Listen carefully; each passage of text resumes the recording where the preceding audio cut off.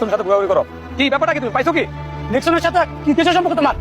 মায়ারে আমি ভালোবাসি, সম্মান করি, এইটাই ওর লগে আমার সম্পর্ক। কোনো সমস্যা আছে?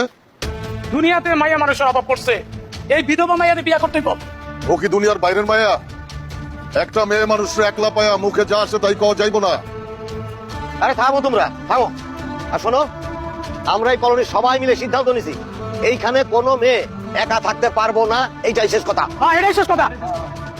না কাকা, এটাই শেষ কথা না। মায়া এই কলোনিতেই থাকবো। মায়ের মতো ভদ্র শিক্ষিত মায়া এই কলোনিতে আর একটাও খুঁজে পাইবেন না। আর সে কারো মাথা খায় নাই।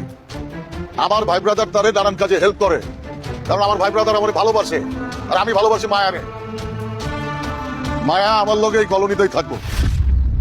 আরে কি কি পাগল হয়ে গেছে নাকি? হ্যাঁ, আমি মায়ারে বিয়া করব। বিয়ে করতে চাস? এটা কস কি তুই? আরে ও তো বিধবা, শেষ পর্যন্ত একটা বিধবা মেয়েরে তুই বিয়ে করবি? বিধবা সধবা বুঝি না, আমি মায়েরই বিয়া করব।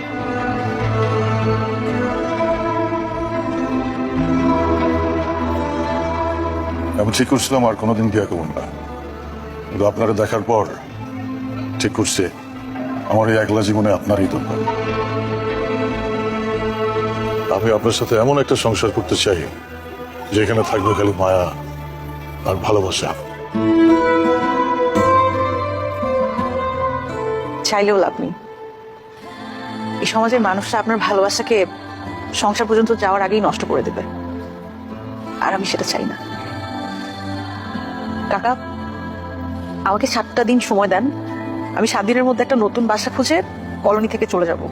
আপনি কোথাও চাইবেন না, আপনি এই কলোনিতেই থাকবেন আমার সাথে, আমার বউ হয়ে। ওই কি, আরে ও কি পাগল হয়ে গেছে নাকি? হ্যাঁ। আরে কি হুজো, ওই কি আপনি আমার উপর সিদ্ধান্ত চাপিয়ে দিচ্ছেন।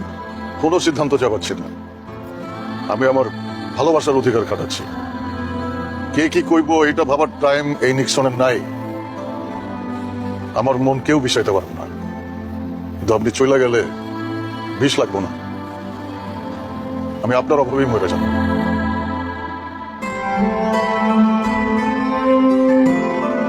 চলো। আমি আপনারে আগেও বলছি যে আমি আপনার প্রেমে পড়ি নাই, পড়ছি আপনার মা।